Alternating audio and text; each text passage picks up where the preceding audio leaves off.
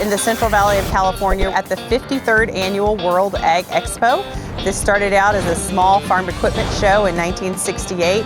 Since then, it has grown to the largest outdoor agricultural equipment exposition in the world. Greatest little place in the country right now. We'll have over 100,000 people here. There's so many things to do, so many different food options and so many different types of booths. You can buy things, you can learn about it. It's basically like an educational state fair. This is absolutely amazing. I didn't expect it to be so massive and so much awesome equipment. If you're a part of the Tulare community, you're almost always going to find yourself involved in World Ag Expo. Yeah, we are pretty high up here. We have a great look at the grounds, but hey, we don't mind getting high here. Each year, the World Ag Expo gets bigger and bigger. This year we're featuring hemp because it is newly back in the Farm Bill and is a legal crop now. And this region especially is really, really hungry for hemp. They are begging for it. It's still very new. The people like to hear more about it. I think that it's important to do more studies and more education about that. When you were studying agriculture, what drew you to hemp specifically? Of course, I was like smoking weed, you know.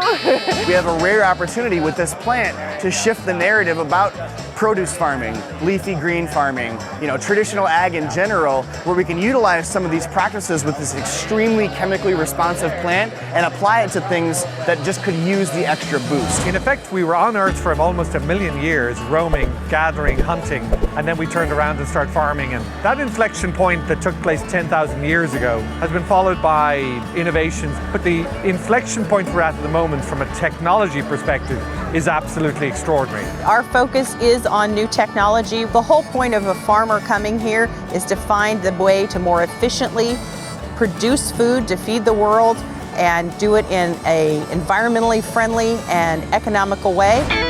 We were having a hard time getting natural dew to bale hay. My dad remembered seeing some tacos at a taco restaurant being steamed. So he got some hay and brought it into my mom's kitchen and used a pressure cooker to make some steam and to soften the hay, and the results were amazing. And we can bale hay any time of the day or night. We make plasma cutters. A lot of these tables are bought and used to do work around the farm. Something breaks, you cut out a metal instead of waiting for somebody to send it to you or waiting for a delivery date and something getting lost. You just go to your table and burn it yourself. What's very exciting about this truck is there are digesters that turn cow manure into fuel. Do you know how many miles per gallon of manure it gets?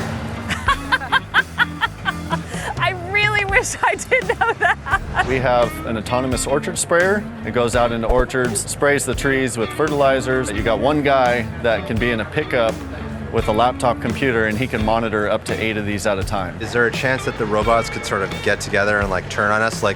Could we have a Terminator situation on Terminator, Skynet? Yeah. No, we have a lot of fail-safes in the software. This is a shaker. The way you kind of get down is you grab a tree by the branch or the trunk and you shake it, and it shakes down all the produce. And a sweeper comes in, sweeps it up, and you have your produce. It's a 3D camera. We suspend it from the roof of dairy barns, and that allows us to watch cows 24 hours a day. The cow was domesticated 9,000 years ago. We'll now be able to see things that even the early farmers could never see. Have you ever received any complaints from cows about, lack of privacy? We have not had any complaints from cows about lack of privacy. Actually, I think if anything, cows are delighted that people are paying attention to them for the first time.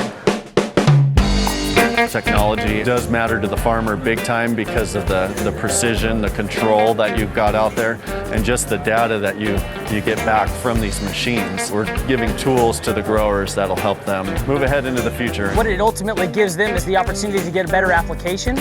It also helps them to make decisions on their growing practices to be more cost effective. That's going to affect everybody's pocketbook, from the grower all the way down to the guy buying the commodity in the store. Before, farmers were really stressed about baling hay. They had to get that right amount of natural dew at night, and they would have to stay up all night and go check the hay constantly.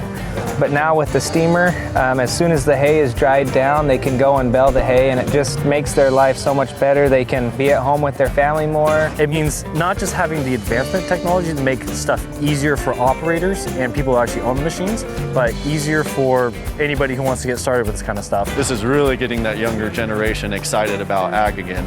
We're no longer telling the young kids to here, grab a shovel and go shovel weeds. We're giving them a tablet and saying, hey, let's go run these machines, and they get really jazzed about that. The changes we're going to see in the next 5 to 10 years in agriculture are enormous. And if you're not excited as a young person coming into business like that, then, there is nothing I can do for you. Food is not grown or developed in the grocery store, as some people believe. Without agriculture, what are we going to do? That's our food. Agriculture is the most important part of the community. It's the seed that grows everything. It is the community. That's why I think it's important for people in all walks of life, people in governments, to really protect the agricultural industry, because we produce the food for everyone in the world. I was raised on a farm, so I have just been part of ag. Ag has been my life forever. My dad was a wheat farmer, plus we had livestock. We had dairy cows, we had hogs, and the chickens were mine. I had 200 chickens when I was 16 years old, and they laid so many eggs that they paid for my first 2 years of college. I learned at a very young age to run equipment, to cut the hay, rake the hay, bale the hay, haul the hay. It was a great experience to have a lot of room to roam and to explore and be a kid. It was great. My parents kind of forced me to be the one that picks the weeds on Saturday and Sunday, and I hated it as a kid, and lo and behold, I'm teaching landscaping and horticulture. Upon retirement, I'm going back to the family farm, and took over the operations of that. It was just a passion I had developed later on as an adult. It's just personally satisfying to be able to know that I've raised the goat, I've milked the goat, and then I've made the cheese to feed my friends and family. I grew up in it. I've been in agriculture my whole life, and I've just always loved it. Just a great life to live, and a very honest living. Been a good life, no complaints at all. My wife passed away here 4 months ago, and I'm about the lonesomest old guy you've ever seen. We'd been holding hands since we were 16. But having this community here, they keep me doing something all the time, so that helps.